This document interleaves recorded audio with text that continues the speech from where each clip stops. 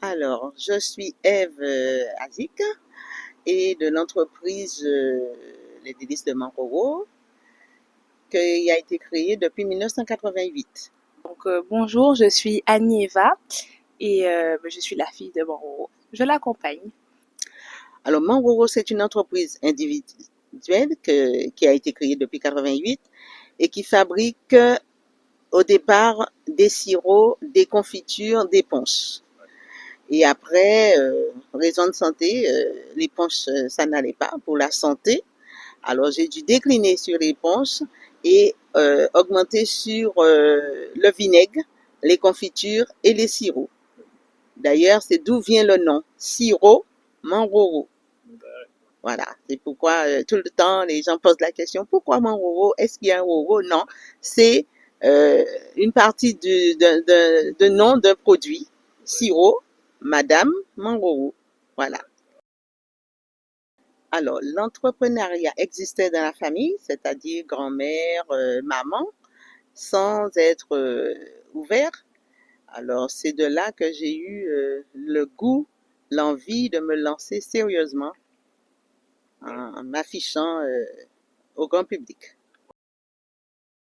Alors, j'ai eu un BEP sanitaire et social et après, j'ai travaillé aussi dans ce domaine-là, dans la santé. Et après, je me suis redirigée dans l'agroalimentaire avec un CAP, euh, étage, lingerie, cuisine et tout ça. Il fallait rechanger parce que j'avais assez de l'autre côté. Parce que j'ai trouvé que c'était le mieux pour moi et surtout au niveau sentiment, je ne pouvais pas supporter certaines choses dans la souffrance des autres. Voilà. Oui, c'est important parce qu'on fait des choix quand on est jeune pour le plaisir des fois des parents et de soi-même, parce qu'on aime, on a entendu parler, mais pour bien se structurer dans l'entrepreneuriat, le domaine du travail, il faut faire un choix très sérieux. C'est un choix d'amour en avant. Il faut aimer ce qu'on va faire. On va pratiquer un métier. Il faut pas le faire juste pour le pécunier, mais il faut le faire d'abord parce qu'on a l'amour de ce qu'on va présenter au public. Voilà, c'est un choix qui est très très sérieux. On ne doit pas le faire à peu près. Oui, tout à fait. C'est l'amour de mon pays avec ses fruits, parce que je transforme les fruits. Et j'ai fait un constat. J'ai vu beaucoup de gaspillage. Je dis c'est pas possible. Et dans ces gaspillages, je vois qu'on est en train d'utiliser, consommer tous ces produits, enfin une bonne partie de ces produits qui se gaspillaient. J'ai dit pourquoi pas. Je vais les transformer.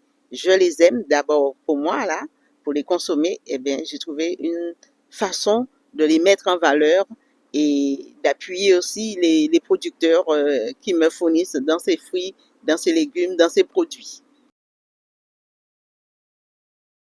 Ben, les fonds, ça a été déjà du recyclage.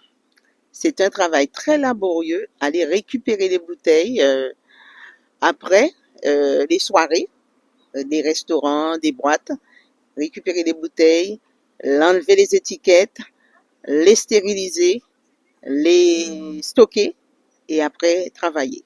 Alors ça, c'était un travail très laborieux, mais quand on veut, on peut, eh bien, on cherche à faire de plus en plus et pour réaliser son choix, son désir. Les parents qui ont compris mon geste et qui donnaient, qui participaient en matériel ou encore en pécunier. Voilà. Les agriculteurs aussi, j'ai eu des agriculteurs qui m'ont aidé. Ils avaient des productions où ils n'arrivaient pas à les vendre rapidement. Eh bien, on faisait de l'échange. Voilà, ils me donnaient des fruits, des légumes que je transformais ou encore que je faisais des préparations, vous voyez. On disait oui, si ça marche, eh bien, on va pouvoir planter en quantité. Voilà. Alors, ça a été l'approche pour vraiment consolider cette création d'entreprise et savoir d'où proviennent les fruits et les légumes. J'avais besoin d'argent, mais quand j'ai frappé aux portes, ça s'ouvrait pas. Ben, et c'était mon choix, mon grand désir, eh bien, j'ai foncé. Mais on a besoin d'argent pour le local, on a besoin d'argent pour le matériel professionnel. Ben moi, j'ai démarré avec ma petite batterie de cuisine. Voilà, c'était démarrer et en chemin, j'ai pu ramasser et pouvoir concrétiser mon projet. Ben, à ma banque, hein. À ma banque, ben, vous n'avez pas assez d'apport, vous n'avez pas tout ce qu'il faut. Voilà, déjà on demande un local approprié, mais pour avoir le local, il faut l'argent. Pour avoir le matériel approprié, il faut avoir l'argent. C'est cet argent que je demande. Le fonds de roulement, je l'ai pas eu. C'est ma volonté, ma détermination qui m'a permis d'agrandir mon entreprise et d'avancer. Ah oui. Et je dis, pour avoir une entreprise, c'est pas facile. Mais si on a beaucoup de volonté, eh bien, on se force, on se force. C'est très difficile, mais on peut y arriver. Je sais pas pour maintenant comment ça va se passer parce que pour moi c'était très dur, mais il y avait beaucoup de détermination. Alors, il y a les pétales de groseille. D'ailleurs, bientôt c'est la saison, Noël approche. C'est un produit qui est phare en cette période de décembre. Et j'ai été éduquée avec ma grand-mère et ma mère à faire du sirop. Alors, j'ai continué dans ça. Et chemin faisant, j'ai dit, pourquoi ne pas utiliser aussi les pétales après le sirop? Eh bien, j'ai gardé les pétales que je fais en salade, que je fais en confit, ou que je fais déshydrater, ou encore je fais en poudre pour faire du thé. Et après, la confiture aussi de groseille. Et surtout, le vinaigre de groseille. Voilà. Et après, il y a eu toute une panoplie de fruits que j'ai mis aussi au vinaigre. Le fruit à pain, le curcuma, le gingembre. Les difficultés, comme je disais tout à l'heure, c'est le local. Le local, il y a des points où je peux pas encore avancer. Des stagiaires, il y en a beaucoup qui demandent et nous sommes des gens très ouverts. On veut bien former, bien aider, mais c'est pas approprié pour les recevoir. Il n'y a pas assez de place, des machines sécurisées, tout ça. Et comme ça, cette jeunesse qui veut aussi prendre l'entrepreneuriat, dans les produits locaux, ce serait la bienvenue. Hein, notre pays, nous sommes les forces de vivre. Eh bien, nous devons pouvoir aider nos jeunes à rester au pays, à ne pas s'évader comme ça, s'expatrier. Eh bien, il y a du travail, il y a le fruit, il y a l'agriculteur. Ils peuvent se mettre dans divers domaines. Vous avez la jeune qui est dans le caprin, c'est très bien ça. Elle a eu un grand passage, oui, lors du salon de l'agriculture 2024. Alors, si tout un chacun pouvait, par exemple, nous soutenir par une cagnotte, ce serait la bienvenue. Et comme ça, on peut prendre des jeunes plus longtemps, parce que je les prends une, deux fois comme ça, mais il n'y a pas assez de place quand je prends, c'est une. Et il y a beaucoup de demandes parce que il y a les MFR qui ont ouvert des écoles sur la formation en agroalimentaire. Mais ces jeunes, ou encore ces adultes qui cherchent une entreprise pour les prendre en formation, ne trouvent pas. Parce que les entreprises, où ils sont trop petits, ou ils peuvent pas, ou des fois ils craignent aussi de prendre. Mais moi, mon problème, c'est ça. J'ai pas assez de place pour pouvoir prendre les jeunes pour les former. J'aime donner, je partage, je les aide, mais c'est pas suffisant. Alors, une cagnotte, dans ce sens, pour nous aider à avoir un atelier plus conséquent, ce serait la bienvenue. Et c'est grâce aux clients. Hein, c'était une difficulté d'avoir des clients. Eh bien, grâce aux clients qu'on a eu dans les marchés, je peux dire, hein, marché du Moule, marché de Petit-Bourg, marché du Lamentin, tous ces marchés nous a ouvert les yeux et a ouvert les yeux au grand public parce que le public a compris, pour se nourrir, il faut manger, il faut se soigner dans son jardin, dans son assiette, dans son pays, au marché. Alors là, en venant au marché, ils nous ont vus, ils nous ont proposé des fruits. Hein, les agriculteurs nous ont proposé des fruits et les clients nous ont vus et là, ils nous ont donné encore des idées. Je faisais par exemple 4 vinaigres et chaque client me demande pourquoi tu fais pas vinaigre de coco, vinaigre de banane, vinaigre de mangue, vinaigre. C'est grâce aux clients. Un, ils achètent et deux, ils nous apportent encore leurs propositions et tout ça, ça fait un bloc pour permettre l'avancement. Voilà. Qu'est-ce que j'aurais dit encore oui, c'est une joie de pouvoir vivre dans le pays, dans son pays et consommer local. Moi, c'est mon plus grand désir. Déjà, pour le futur, je voudrais bien présenter les produits à l'extérieur. Je suis pas une voyageuse, j'aime bien rester chez moi. Mais si le produit part, ça part déjà parce qu'on a beaucoup de clients avec le site internet qui achètent, qui commandent. Ce serait une bonne chose, c'est une bonne opportunité. Mais je voudrais aussi que tout mon peuple, toute la Guadeloupe, s'approprie ce produit de Guadeloupe qu'on trouve ailleurs et qui préfère, il est préférable qu'on consomme ici d'abord. Voilà. Partir, ce serait une bonne chose, mais je me ferai aider par ma fille parce qu'elle, elle est dans le domaine. Voilà. Et d'ailleurs, hein, je lui dis, qu'est-ce que tu peux rajouter de plus, on y va. Bonjour. Donc voilà, donc c'est vrai que Monroe ne peut pas partir de la Guadeloupe. Voilà, donc elle va rester avec vous. Mais du coup, en fait, ma vision dans tous les cas, depuis 2017, j'accompagne Monroe depuis en effet 24 ans, depuis dans son ventre. Mais en réalité, c'est en 2017 que j'ai réellement commencé à, à l'accompagner, à l'aider. Donc, comme elle l'a dit, elle fabrique depuis plus de 36 ans des vinaigres de fruits. Et moi, je suis venue apporter ma pierre à l'édifice en ajoutant des produits toujours issus de sa production. Par exemple, elle fait tout ce qui est thé. Donc, par exemple, avec le bois d'Inde, la cannelle, le curcuma, le gingembre, moi, je transforme toujours ces mêmes plantes en d'autres produits. Exemple, vous avez les huiles alimentaires, donc qui vont justement avec les vinaigres, comme l'huile de coco, mais également le beurre de bois d'Inde, le beurre de cacao, l'huile de coco aussi qu'on peut effectivement utiliser avec les vinaigrettes. Elle est alimentaire. On a également le beurre de mangue, puisque dans la mangue, c'est sûr que Monroe utilise la pulpe, la peau pour faire thé, vinaigre, sirop, confiture, confiserie. Moi, avec les noyaux, du coup, j'utilise pour faire des produits bien-être. Donc, en fait, la vision que j'ai, c'est que c'est de s'exporter en fait à l'international, puisque bon, c'est vrai que c'est bien de travailler pour son pays et tout, même en gros, ça fait quand même déjà 36 ans qu'elle travaille pour son pays, donc je pense que le travail, il est pas fini, hein, mais il est déjà fait.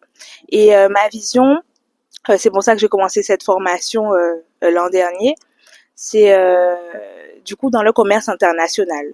Donc voir quelles sont les possibilités. Donc quand on parle en général d'international, on pense souvent euh, aux grands pays comme voilà l'Espagne, l'Asie et tout. Mais moi en fait, ce serait plutôt ciblé sur l'arc caribéen. Voilà, on est proche des Amériques. Donc on pense souvent à l'Occident, mais on a également l'axe caribéen, les Amériques et aussi l'Afrique surtout. Donc moi, c'est ça mon objectif en tout cas. Mon souhait, c'est vraiment de nous développer sur le continent africain, de retourner aux sources, de retourner chez nous. Je veux retourner chez moi. Et mon Monroe ne veut pas retourner chez elle. Donc voilà, mais dans tous les cas, c'est l'idée. Donc moi, pour l'accompagner en termes de formation, il faut dire que j'ai commencé à l'accompagner, j'étais au lycée. Et par la suite, j'ai fait une formation qui suit son domaine. J'ai fait toutes mes études ici hein, parce que je voulais pas partir vraiment. Donc j'ai fait tout d'abord. Donc oui, les jeunes, c'est possible de rester ici et de faire toutes ces études. Bon, c'est vrai qu'il n'y a pas forcément tout, mais moi, j'ai fait mon DUT à Saint-Claude, donc à l'IUT. Euh, Par la suite, j'ai fait une licence en agronomie. Donc toujours dans l'agroalimentaire et la valorisation en gastronomie euh, et agriculture. Et par la suite, en fait, je pensais avoir fini, voilà. Mais finalement, j'ai commencé donc un master et c'est là que je me suis trouvée dans le commerce international. Donc c'est un parcours qui suit son cours, hein. Donc voilà, production et exportation. Donc voilà, on sait importer en Guadeloupe, on sait ça hein, qu'on sait importer, mais il faut aussi montrer qu'on peut exporter également. Donc voilà. Alors, moi particulièrement, on a eu deux boutiques. Après le Covid, on s'est cassé un peu le nez. On a fermé une et on en a gardé une autre, mais on va voir. et qui se situe au Moule, boulevard Rouget. Et on était implanté dans plein de épiceries fines et tout, mais après le Covid, tout le monde s'est cassé le nez, et ben ça s'est resserré. Mais je crois que si ça change de vue pour 2025, il y aura une reprise, parce qu'on est passé les revoir, ça semble apaiser cette souffrance, cette peine qu'on a eue pendant les 3 années passées. Alors ça va repartir. Et on essaie de voir d'autres opportunités avec des commerçants, des grands commerçants sur place qui voudront bien utiliser nos produits parce que ils viennent aussi, ils écoutent, ils ont vu que ce sont des produits qui plaisent au public et ce sont leur public et c'est aussi nos publics. Grande distribution et petit commerce. Voilà. Ils nous ont tendu la main, ils veulent venir à nous. Et voilà, nous, on va voir s'il y a la possibilité d'avoir des mains. C'est pourquoi j'ai dit la cagnotte. S'il y a des mains, on peut aller plus vite parce que nous, avec nos 2 mains là, c'est pas tellement évident. En plus il y a de mains, plus on pourra aller plus loin. Voilà. C'est pour ça que je reste dans ce sens, cagnotte, évolution, voilà. Parce que nous, on ne joue pas, on est des entreprises, c'est vrai, c'est réel, mais toujours des petits lots, des petits tas là, ça nous empêche d'aller plus loin. Alors, c'est pourquoi il faudrait bien, je veux pas qu'on soit une industrie à combien d'échelons, mais au moins quelque chose de plus sûr pour pouvoir avoir du personnel, pour avoir un travail plus conséquent. Voilà. Donc Voilà. en fait, faut dire que depuis 2023, du coup, depuis 2023, on a fermé, comme Maro a dit, la boutique de Jarry. Donc c'est vrai que depuis là, on n'a plus d'employés, on n'a plus vraiment de, on se met pas la pression en fait. Donc c'est vrai que on travaille quand on veut ou pas, quand on peut aussi, parce que entre temps il y a eu 2 bébés aussi. Donc voilà. Oui, en effet, mon Roro à 64 ans a eu 2 enfants. Non, mais en fait, non, j'ai eu 2 enfants. Et donc voilà, niveau chiffre d'affaires, c'est vrai que on n'est plus sur les mêmes tranches en fait. Il y a eu également, il faut le dire, une restructuration parce qu'en fait, Manroro s'est restructuré au niveau de son entreprise. Avant, on avait 2 structures. Maintenant, on est dans une seule structure. Donc, on a fermé également une structure. Bon, c'est sûr que visuellement, ça ne se voit pas parce que bon, les clients, ils voient juste Manroro. Mais en fait, on est passé vraiment sur une autre structure. Donc, niveau chiffre d'affaires, vraiment, c'est comme si la nouvelle structure vient de naître, en fait. Donc, il y a eu aussi une réorganisation, mais sinon, on peut être dans les 20 000 euros. Donc, voilà. Donc, mais bon, le but, c'est bien sûr de faire plus, de vendre plus. Manroro, elle aime bien ses canaris et ses cuillères à la main, là. Mais moi, en tout cas, moi, j'ai 24 ans, donc je tiens à avoir un poignet jusqu'à 64 ans, justement. Donc, moi, en tout cas, je vois plus la vision de mécanisation, c'est-à-dire pour nous aider, parce que c'est un travail qui est très physique. Pour avoir des machines, c'est sûr que le travail restera artisanal, mais quand même en semi-industriel pour nous aider sur les machines. Et je pense que grâce à ça, on pourra décoller et dépasser les 20 000 euros, en fait, en ayant plus de production. Le but aussi, notre but en 2024, j'ai commencé, mais surtout en 2025, et c'est ce que, grâce à la fermeture des boutiques, en fait, ça nous a permis également de pouvoir maîtriser les coûts, réduire les coûts. Du coup, proposer aux clients, parce qu'on sait tous que la vie augmente, en fait, nous, notre but, c'est de réduire les coûts de nos produits pour que plus de personnes y aient accès, tout en optimisant et en gardant une très bonne qualité de produit. Donc ça, on a pu le faire en supprimant des charges, notamment les loyers. Donc voilà, et permettre aux clients de nous découvrir en fait. Donc voilà. Donc la mécanisation, ça permet de produire mieux, produire plus de manière plus efficiente.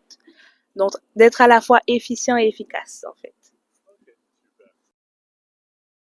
Alors là, pour l'instant, justement, comme je vous ai dit, ça ne se voit pas ça ne se voit pas. Mais en fait, en interne, on a vraiment une restructuration. Donc là, le but premier, ce n'est pas de demander un financement tout de suite. Bon, s'il y a une banque qui vient, oui, on dit oui. Mais le but, c'est déjà de faire ses preuves. Monroe a fait ses preuves depuis effectivement 36 ans, mais là, c'est de redémarrer sur la structure, de montrer qu'on peut recommencer à faire du chiffre d'affaires et par la suite, oui, demander effectivement des financements pour être aidé, notamment sur notre plus grande difficulté, c'est le local. Le local. Et oui, parce que c'est pas une entreprise qui naît, c'est une entreprise qui est déjà, qui existe, et nous maîtrisons le travail. Nous avons le savoir-faire, nous avons les contacts avec les fournisseurs de produits, de matières premières. Alors là, ce serait tout ce qu'il faut pour pouvoir continuer la lancée en ayant un local, un lieu plus solide pour pouvoir partir en grande lancée. Oui, parce qu'il y a beaucoup de salons qui se font en Guadeloupe et je leur dis merci d'organiser ces salons, mais on laisse des contacts, des mots, mais rien, il n'y a pas de suite.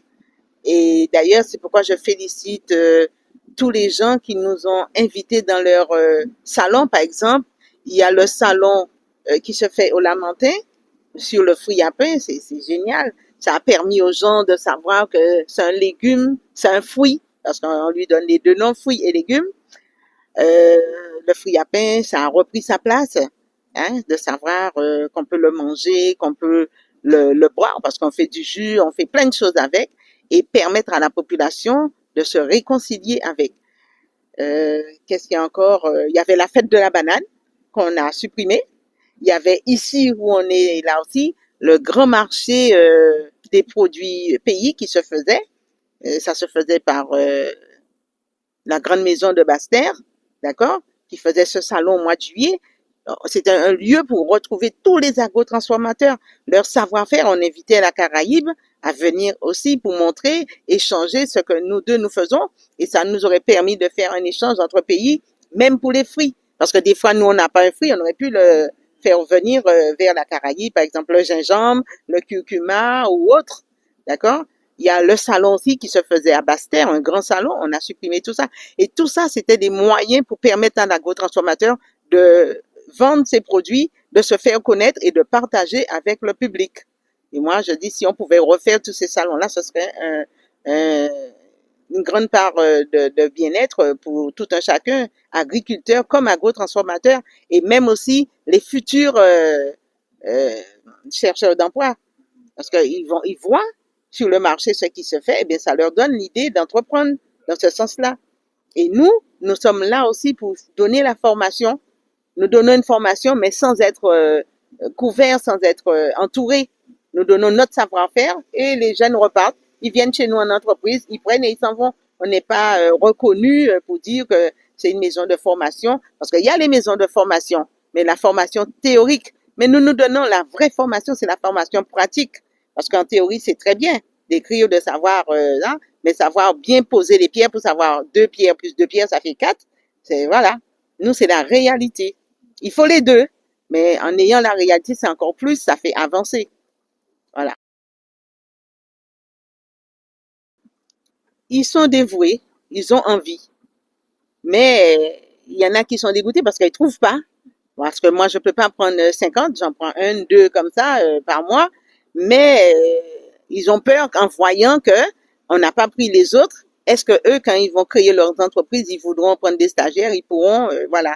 Il y a la question qui se pose, est-ce qu'ils vont créer cette entreprise-là en Guadeloupe? Il y en a plein qui se disent, je viens en stage, je fais ma formation, je suis contente, mais peut-être que je vais partir, je vais pas faire mon entreprise ici. Alors le but, c'est de faire ici pour aller ailleurs, mais de retourner.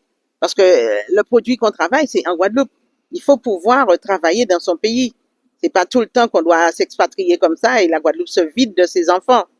Il faut pouvoir les garder, les contenir, mais avec une perspective de réalisation. Pour ma part, enfin, comme je côtoie les jeunes, je pas dit que t'es pas jeune, hein, mais du coup, comme moi, je les côtoie, notamment mes camarades avec qui j'ai fait l'université, le retour que j'ai le plus souvent, je sais pas si c'est pour tout le monde, mais c'est qu'ils veulent pas rester ici parce que on touche pas assez d'argent. Et en général, quand on sort de masse, ils touchent pas assez d'argent. Et en général, quand on commence ici, on a le SMIC ou moins. Si on est à mi-temps, par exemple, ils ont moins. Tandis que j'ai mes amis qui sont en France, ils ont peut-être 2 500 euros. Et ils s'attendent ici à commencer avec 3 000 euros net. Sauf que c'est pas la réalité. Mais en gros, ça fait 36 ans qu'elle travaille. Voilà. Elle n'a pas 3 000 euros net, hein. Donc voilà. Donc en fait, je pense que pour qu'un jeune travaille en Guadeloupe, il faut qu'il ait la volonté, qu'il soit animé par ce qu'il fait, qu'il aime vraiment ce qu'il fait. Et moi, le conseil que je donne souvent, c'est même si vous commencez avec un salaire qui est bas, comme on a eu des compétences à l'école, de faire une structure à côté qui permette de compenser les deux. Et peut-être sur 3 4 ans, voilà, commencer à être beaucoup plus rentable. Donc voilà. Mais en tout cas, les jeunes, je pense qu'ils veulent partir, euh, soit parce qu'ils ne trouvent pas la formation qu'ils veulent faire ici, soit parce que les salaires ici ne sont pas assez élevés selon leurs attentes. Et aussi, il y a tout le travail qui a été fait depuis de longues années pour qu'on pense que notre place n'est pas ici, en fait. Sauf que nous, on part, mais d'autres rentrent. Ben, je leur dis, allez-y, hein, il faut le faire. Il y a de la place, il y a la matière première. La Guadeloupe a besoin de ses enfants pour le construire ou pour continuer à le construire, parce que ça a été fait. Mais il faut continuer, il faut davantage de choses en Guadeloupe. Il y a plein de places vides, les maisons fermées, il faut les ouvrir, les maisons abandonnées, que les enfants reviennent. Tous ceux qui sont partis, qui restent des fois, perdent leur temps là-bas, parce qu'il y a de bien-être, parce qu'il y a d'opportunités. Eh bien, on fait les deux. Une partie d'opportunité là-bas, l'autre partie ici. Eh bien, on crée, on donne le pouvoir à un des parents pour faire des choses et retrouver la confiance en soi, retrouver la confiance dans son frère. Bâtissez, construisez en Guadeloupe. Il y a de la place. Tous les jours, les avions arrivent bien remplis. Pourquoi? Parce qu'il y a quelque chose à venir faire en Guadeloupe. Et nous, nous sommes là, nous partons, nous ne voyons pas qu'il faut faire des choses. Et pourquoi j'hésite de partir, mais je sais qu'il y a quelque chose à faire en Guadeloupe. On a la matière première. Il suffit de l'améliorer ou encore d'introduire d'autres. Hein, dans la Caraïbe, nous avons des frères et sœurs. Nous sommes trop. D'ailleurs, il faudrait aussi que nous mettions dans les langues de la Caraïbe. Nous sommes trop proches pour parler une seule langue. Nous avons déjà notre langue que nous ne parlons pas, mais moi, d'accord, il faut s'y mettre dans les langues de la Caraïbe et avancer et reconstruire ou continuer à construire la Guadeloupe. Moi, je dirais que c'est ça. Il y a de la place. On peut le faire. Moi, je vais rajouter sur le côté opportunité. Justement, mes amis me disent oui, mais il n'y a pas d'opportunité en Guadeloupe. Je leur dis, mais justement, l'opportunité, il faut la créer, il faut pas l'attendre, en fait. Donc moi, c'est le conseil que je donnerais, il faut créer l'opportunité. Il y a plein de choses à faire ici. Et le deuxième conseil que je donnerais aussi, c'est qu'il ne faut pas avoir peur. Parce que souvent, j'ai des amis, ils me disent, mais ils veulent faire des trucs, ça pète la tête, quoi. C'est super. Ils me disent, oui, mais je fais pas parce que j'ai peur. Je dis, mais t'as peur, mais tu fais. Moi, je fais, moi aussi, j'ai peur, enfin, peur. De toute façon, t'as deux solutions. C'est soit t'essaies et tu réussis, soit t'essaies, soit t'apprends. Et t'apprends. Donc, en fait, moi, j'ai créé des trucs, j'ai fermé, là, j'ai repris mes études. Ben, je suis vivante, hein, je suis pas, ça m'a pas enlevé un bras ou j'ai appris. Et justement, c'est une construction pour l'avenir. Donc, créer son opportunité et se débarrasser de la peur d'échouer, la peur de l'échec. Alors moi, présidente en Guadeloupe de quelque chose. Je serais présidente pour s'occuper des jeunes. Les jeunes, il y en a tout plein, avec beaucoup de savoir, mais qu'ils n'arrivent pas à mettre sur la table. Et comme Aniva a dit tout à l'heure, il y a la peur. Il y a la peur parce qu'ils ont vu les parents souffrir, ils prennent cette peur des parents pour eux. Eh bien, je vais si je suis présidente, je les aurais encouragés à enlever cette peur et à foncer. Parce qu'ils peuvent faire, parce qu'ils ont la connaissance, ils ont le savoir, ils ont des moyens autour d'eux que moi j'ai pas eu, parce que maintenant, avec la petite machine que nous utilisons tous à tout moment de la journée, on peut aller chercher à l'extérieur sans prendre l'avion. On prend et on fait avec. C'est un puzzle et on le remonte ici. Créer son entreprise, faire quelque chose et ne pas rester là oisif à attendre parce que Il y en a qui donnent des aides comme ça, mais on les encourage même pas à dire je vous donne l'aide, c'est pour faire telle chose. Et qu'est-ce qu'ils font? L'aide qu'on leur a donnée, ils le consomment et le renvoient. Ça, c'est pas bien. On vous a donné quelque chose, il faudrait faire progresser cette aide-là et le valoriser. Moi, ce serait ça que j'aurais fait comme chose. Aider les jeunes, aider les moins jeunes qui veulent faire quelque chose, mais à fond. Faire une grande maison où on va accueillir tous les entrepreneurs pour pouvoir réaliser leurs choses et après, ils prennent leur indépendance. Donc, c'est une grande maison familiale où tout le monde est là à faire. Il y a un mentor ou des mentors qui leur dit on fait ça, on fait ça, on fait ça. Vous réalisez vos affaires et vous poussez, vous poussez, vous poussez plus que les champignons et après, vous vous envolez. Voilà. Alors moi, si j'étais présidente, je pense que je serais restée présidente que pendant 1 heure. J'aurais dit à mon peuple, arrêtez d'attendre sur les autres, prenez-vous en main. C'est tout. Mais c'est vrai, en fait, on donne trop notre représentativité et il faut qu'on arrête, en fait, il faut qu'on se prenne en main. Puisque faut qu'on se prenne en main, en fait.